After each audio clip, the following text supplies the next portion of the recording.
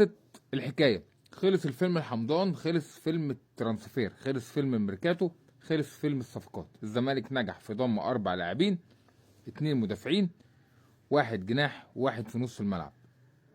صفقات كان في الامكان افضل مما كان، ولكن تقاعس مجلس الاداره، تاخر مجلس الاداره ضيع على الزمالك فرص كبيره جدا في هذا الميركاتو من اجل بناء فريق قوي، من اجل بناء فريق يقدر ينافس على كل البطولات.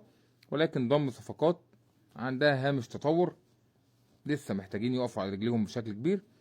ليهم مننا كل الدعم، وللزمالك ككل ليه مننا كل الدعم الفتره الجايه، لكن لن ننسى خذلان مجلس الاداره بشكل كبير. احمد حسام، محمود جهاد صفقتين محليتين، صلاح الدين مصدق مدافع، واحمد الجفالي جناح. ده ملخص ميركاتو نادي الزمالك. نتمنى لهم كمان مره كل التوفيق.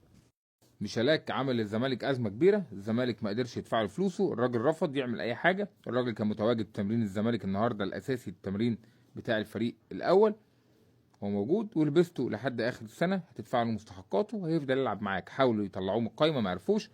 مجلس الاداره او الرباعي الكبير في مجلس الاداره رفض هذا المقترح، رغم ان كان في مقترح كبير ان احنا نديله فلوسه ونحاول نخرجه من القايمه، ولكن هم خافوا من المشاكل. امبارح قال لك ده القانونيين قالوا لنا ماشي ينفع نطلعه من القايمه عادي، النهارده قال لك لا ده ما ينفعش، ده لازم مخالصه، ده لازم حكايه، ده لازم روايه، وعشموا الجماهير بصفقه قويه جدا كانت ممكن تبقى موجوده.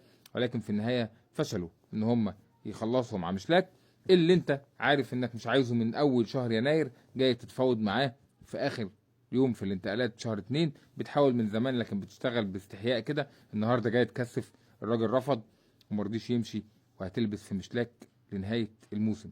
كان ممكن تتعاقد مع اللاعب سيري، كان ممكن ينقلك نقله تانية. وكيله منذ قليل كان بيتكلم وقال لك الراجل كان موافق وخرج من قائمه مباراه، كان عندهم مباراه النهارده، خرج من القائمه ورحب ان هو يبقى موجود في نادي الزمالك. وميدو اللي يشكر طبعا خلص معاه كل حاجه وانهى الامور كلها.